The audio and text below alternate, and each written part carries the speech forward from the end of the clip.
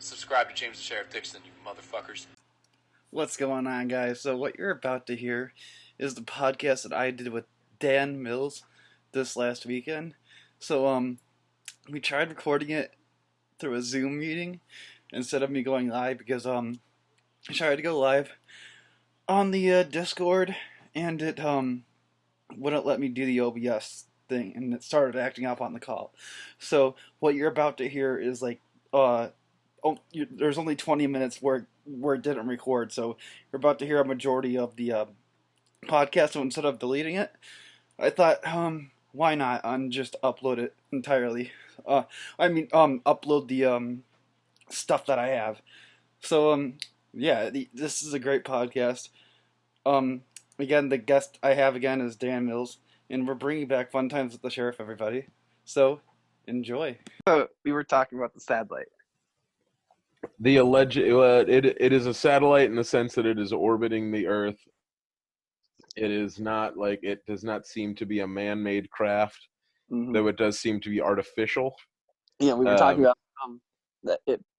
We were talking about the ISS, and people think that it's a space blanket that just got dropped off because there's footage of a blanket leaving the space station that, if you look at this thing, it kind of looks like what a blanket would look like underwater, kind of like bent up and weirdly shaped. And then there's one image of it that it's almost totally flattened out, that definitely resembles a blanket. And then there's other times that it looks like a jet. Sometimes it looks like a man, almost a little bit, like flying right at you. There's other really strange like images of this thing, and I have no fucking clue what it is. And it's interesting that like we haven't come into more contact with it.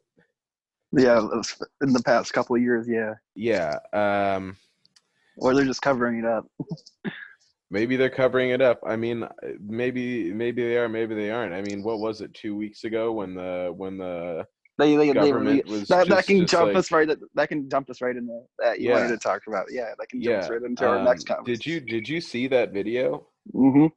Yeah. So I saw it on the internet today, the Ricky's and Elliot's channel. Give me a breakdown on what Ricky and Elliot said. They both believe it's UFOs, and that they're trying to hide it.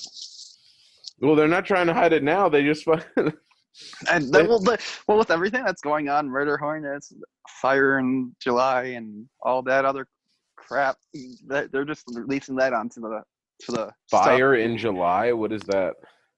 The fire in Australia. Oh, yeah, last year. Yeah. I mean, I meant to say January. January, yeah. Yes. Like with all the other shit that's happening, they're like, might as well just tell the world that aliens exist now, and they're not gonna pay attention. I mean, I am. Of course, that's pretty big conspiracy theorists. Yeah, of course, the conspiracy theorists are the ones that are paying attention. Right. And do they know that? Did they say straight up that it was like an alien craft, or were no? They didn't say it was an alien. They didn't say it was an alien craft. The military just said it was a UFO, unidentified flying object. They didn't specifically say. Not piloted by EBEs. But it did look like something not man-made, or what, because it was flying at a speed that humans haven't created yet, and going like up and down and left and right and like straight off. That's as the very pilots similar to the pilots, or the funny enough, that's very similar to the pilot of the X-Files. When Mulder's sister got kidnapped by the aliens. No, when they go to that Air Force base and they meet like young Seth Green, who's getting high with his girlfriend, watching those really weird lights because the Air Force has that craft. Yeah. Are you there still? Yeah, I'm still here. Yeah. Okay. Yeah, Clyde just kicked me off of the Discord thing, so I just want to make sure you're still there. This is my first time to using Zoom. That's just so you know, right away, if you could tell. I think I've used it one time. and I think it was to help. It was to help somebody test something. It wasn't even for like a meeting. I never did the work from home stuff to do like meetings for Zoom. I think it's annoying.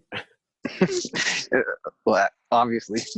Not that this is annoying. I mean, like doing meetings from home and shit like that. Like when I Yeah. worked at an office, when I was working at the studio before, I had my own office, and it was very, very nice because no one would ever bother me, and I could keep my door closed and lock it, and I could be by myself, and just write and just do my own thing. And now with Zoom, everybody can just kind of like ping at me whenever the fuck they want to talk about this, then the other, and like it's just I can't imagine being in a work environment where I have that. No, it was like that. That's like I have that much availability. It's just that sounds horrible to me because I very much like to be left alone so I can do my work and then leave. But you're not working right now because of all this, right? What were you doing before?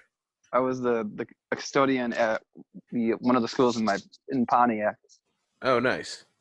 I was there for 4 years right before this stuff happens. Damn. But my job wants me back though when this is all done. That's good. That's really good. And it got let off at March 20th. Got it. So when did they give you a date when you're going to return? Where are you at? What state are you in again? You're in Iowa? Ohio. Detroit. Okay, cool. But no, I'm just expecting a call from my boss whenever they want me back, pretty much. Just waiting on that call. Got it. But again, it's been since the 20th since I've been out to work. I've only went outside to walk, and then again, I've only been to the liquor store twice. So have you been doing the unemployment thing while you're off? Oh yep, I've got the unemployment. Yep. Good for you, man. That's great. I know a lot of people aren't getting that. It's hard because so many people need it. That it's putting a hurting on everybody. Did you get the stimulus check as well? Oh no, I got the letter in the mail that it says I'm eventually gonna get it, but no, I have not gotten it. Apparently, they're going to be mailed in about what's today, the 9th. They're going to be mailed in about in a little less than 2 weeks. So like that's the next wave of them. Yeah. Yeah, so that'll be good. They need people to buy shit. Otherwise, the whole system breaks down. Yep. What else? What else is on the docket? We covered a little bit of the UFOs. They obviously exist. We saw the video. We've been seeing the videotape forever. I have no fucking idea what the Black Knight is, and like it's like the New World Order. There's so much speculation. Here's the thing about the Black Knight, dude, is that like there's so much weird speculation about it, and there's so much information about it that it's like age too. Like I still don't. I doubt it's 13,000 years old. That's just what they're saying. How would anybody know that? That's what I mean. There's so much speculation, and all the information that we do have about it seems egregious or questionable at most. Outrageous. So it's like, okay, well, like I'm definitely interested to find out what the fuck this thing is, but until somebody can get me a little bit more concrete I bet we're gonna keep getting crazy things each month this year. Oh yeah. Probably. Yeah. Excuse me, sneeze. It's all right. Yeah. I'm interested in it, and I'll look at the pictures and everything, but I'm not gonna lose sleep over it. I don't lose sleep over anything, really. That's good, except when the new fucking Walking Dead finale is gonna come out. Yep. What else? What else do you got? Do you want to talk about like what you've been like watching during this, like shows and whatnot? Sure. Why don't you start? I started watching the Die Hard series and the Austin Powers movies. Oh, really? You've never watched those? I've never watched Die Hard or Austin Powers. Oh shit. Well, here we go. How do you feel about Die Hard? I just finished the third one this last week with Sam Jackson in it. Okay, here's all right. Here's the thing, dude. I need you to understand something. How you answer this question is gonna affect. Will defy our relationship. Yeah. What did you think of Die Hard with a Vengeance? The second one. No, the third one. Oh, Sam Neill, Sam Jackson one. Yes. I was gonna say, I think that one's probably one of my favorite ones. It's the best one. It's the best one, dude. The second one's horrible. The first one's good. At first, it was before I watched the third one. The second one was my favorite, and then I watched that one. Yeah, then I watched that one because I was like, oh, the second one's gonna be the one with Sam Jackson in it, and then it wasn't, and I was like, oh, this was the one with Sam Jackson in it. And I was like, this is better than the last one. That's so interesting. What about the? Because I've never met. I know a lot of people who hate the second one. Yeah, I know a lot of people who really, really dislike the second one. They don't like it at all. What attracted you so much to the second Die Hard movie? What did you like about that movie so much? I guess that he's an alcoholic in it, and that it's a continuation of the second of the first one's story, and that he's fighting the guy's brother. At first, I thought they found a way to keep Hans alive. I was like, oh wait, there's no way he could have survived that fall. Wait. I think you're getting mixed up. That is the second movie. Second movie is the one with Hans' brother in it at the airport. I know the brother is the villain in the third one. Oh, yes, I am getting it. The second one is like some ex-military dude. He's like an ex-colonel or something. Yes, that one, yes. Okay, so are you changing your answer, or what's the what? I still like the third one, yes. Right, but before you saw the third one, the second one was your favorite, you said? Yeah. Yeah, just like expand on that. I don't know, something about I now that I just remembered the story, I don't really know, is what you said. Okay. What did you like about the third one? You liked that they brought Hans' brother back. They brought back Gruber. Yeah. And you liked Sam obviously like Sam Jackson. Yeah, Zeus is a great character. The two of them together is really great, really playing up that sort of buddy cop or like cop and reluctant friend kind of motif that was so popular back then, almost revitalizing it for its time. That was in the 90s, I think, was when Die Hard with a Vengeance came out, and that was sort of the end of, or like one of the ends of. It was before he was in It was before Sam Jackson was in the Marvel movies as well. Yes, of course. It's sort of near the. It was sort of the winter of the age of the buddy cop movies, or the movies with the reluctant partner to the super cop, and it was a cool, almost like a revitalization or a big last bow for it, as it were. How did you feel about the two of them interacting together? That was one of my favorite parts of the film. Mm-hmm. Like the stick with them back and forth. Mm-hmm. That was that's probably why I liked it so much. It was the banter between the two. Yep, the banter comedy. Yep. Sam Jackson didn't want to be there at the same time he kept showing him back up. Right. I think that and it's cool that they take.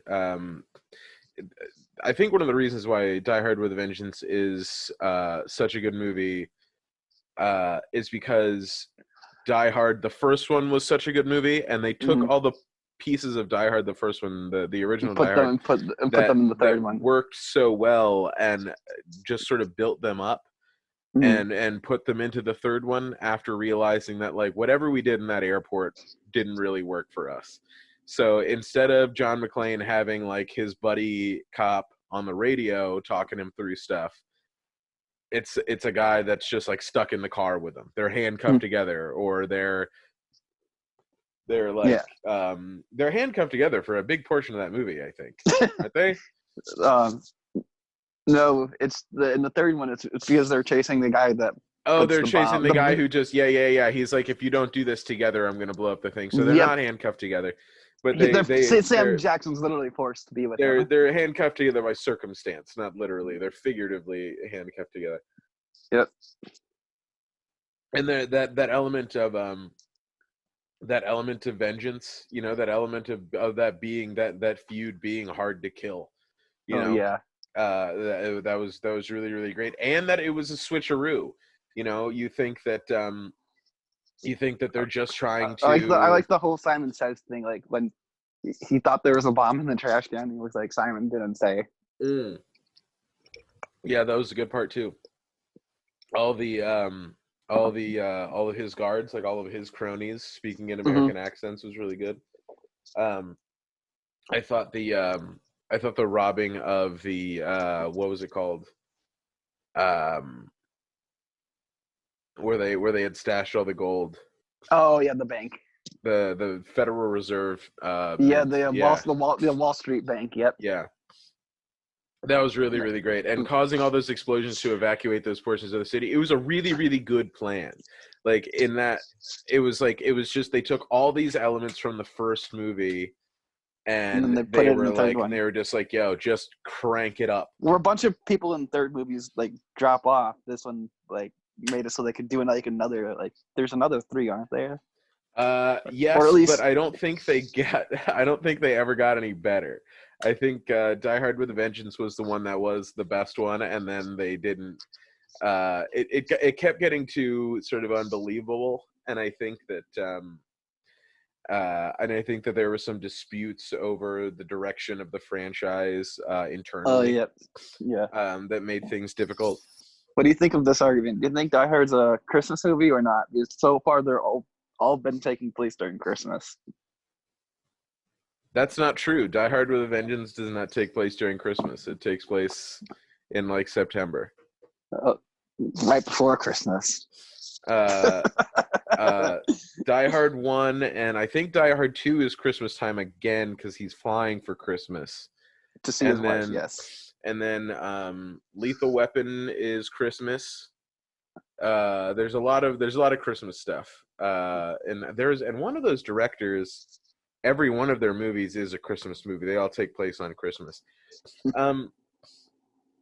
I think that it's an interesting, as far as the argument goes, I think it's like an interesting little factoid that it's like, oh yeah, technically it's a thing to say. It's almost like a thing to say at a party. It's just like, what's your favorite Christmas movie? That adds something. Yeah, Die Hard.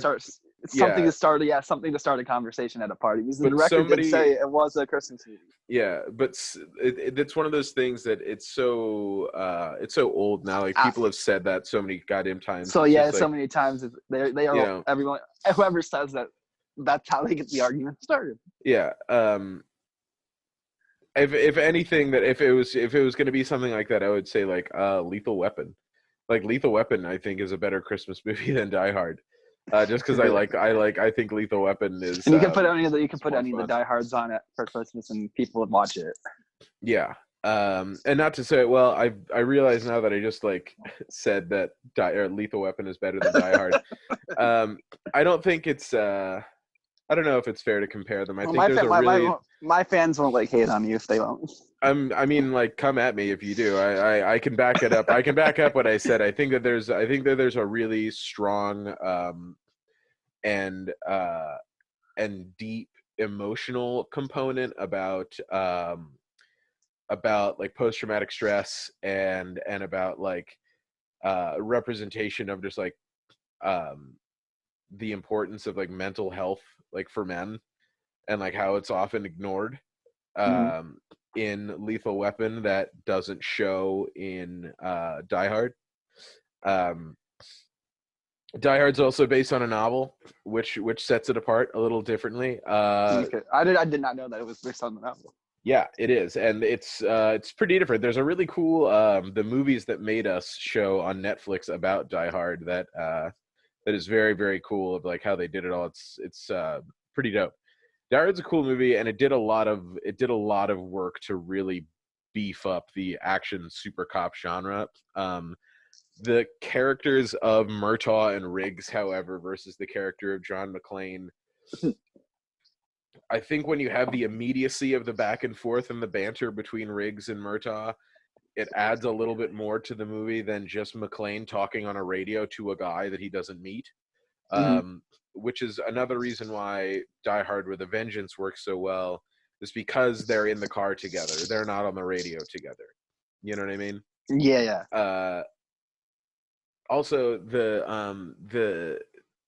I think it's Riggs. Riggs' character in Lethal Weapon is such a damaged and tragic and really like fucked up guy who just like constantly is putting his own life in danger for a way out of this deep depression Sam that he's Jackson's in. character, right, or John McClane's character?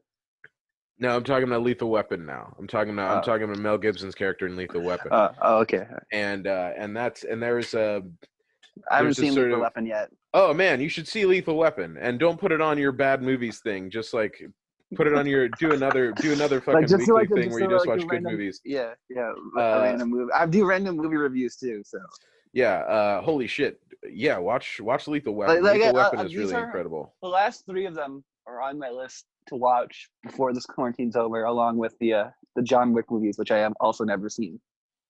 Oh, that's funny. My old roommate just watched the first one of those last night because it's on Hulu now, I guess. Yeah, they did a YouTube thing where they watched it too. Yeah, John Wick's fun. I think that there's elements to really enjoy about both Die Hard and about Lethal Weapon, which is, I guess, what this podcast has turned into. Yeah, movie. This is now a movie podcast, everybody. And I think there's elements of it that like really come down to personal taste and about how characters are formed and how they interact with one another. Did you want to talk about like what you've been watching before we run out of time? Yeah, I guess I can. I could have made a couple more points about the 2 of those, but because I'm really just thirsty for my old show for El Rey Nation, where that's what. Did you ever watch that show on Amazon or on YouTube or anything? The show that I wrote for. El Rey. I'll be sure to watch it. What is it called again? It's called El Rey Nation, and it's a pop culture discussion show where we have conversations just like this about. Okay, I'll be sure to watch the first episode tonight. Very, very cool show. You can find it on Amazon, YouTube, iTunes. It's really, really great. Don't watch the first episode. Just jump around randomly. They don't have to. They're not in order. Just jump in like around the 30s or the 20s or 30s or somewhere around there. There's on Amazon there's a description of what we'll be talking about in each one. Find one that interests you and check it out. All right. What have I been watching?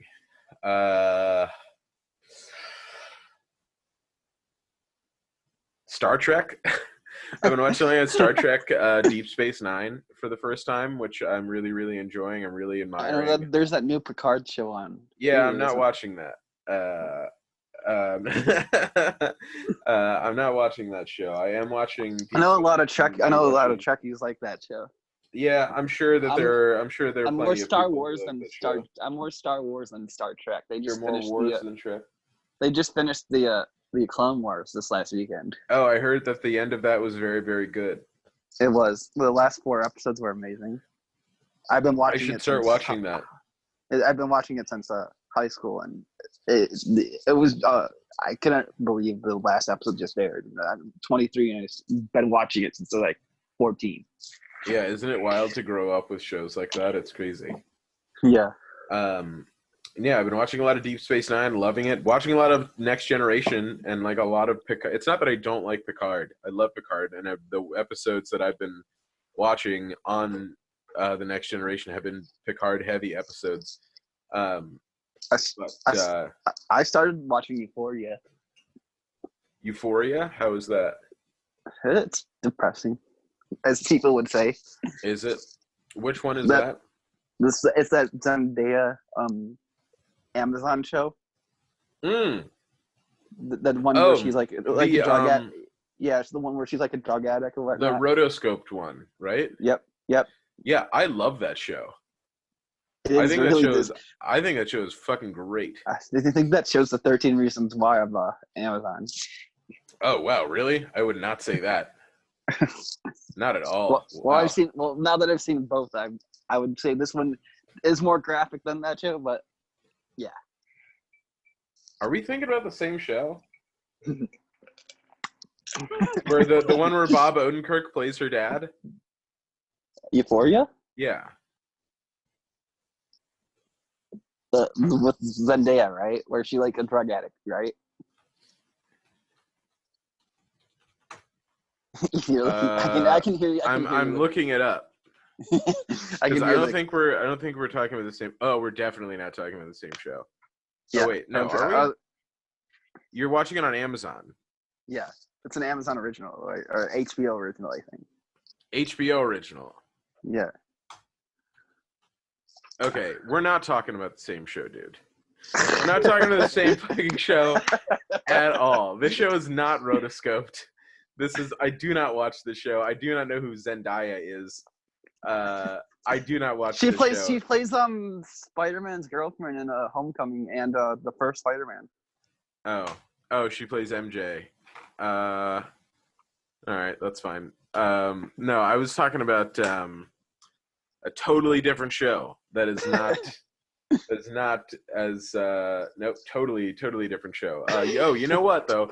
Here's a recommendation before I go though. You need to go on Netflix and you need to watch Midnight Gospel on Netflix, right, which is a show about sort of about podcasting, about a guy named Clarence who uses a sort of interdimensional or like universe creation machine to meet people and beings from across different universes and interview them about things. I wrote that down. And what was the other one? You were the first one, so I can write that down too. Which first one?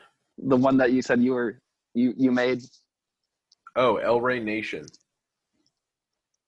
All right. Yeah, you'll see me on the credits of the show. Yeah, Midnight Gospel is great if you're into Adventure Time at all. You're growing up. Adventure Time and Regular Show were both shows that were on when I was in high school, and I tuned in and out of those shows. And now that they're both done, that's something I've started from the beginning during quarantine. Oh, that's definitely worth it. Adventure Time in its entirety is a really I've heard it gets like I like after season 3. I've heard it gets like really adult and like really dark. I mean, I think that words like dark and adult are like they're really. I think those are words that are just often used to describe like complexity and like depth.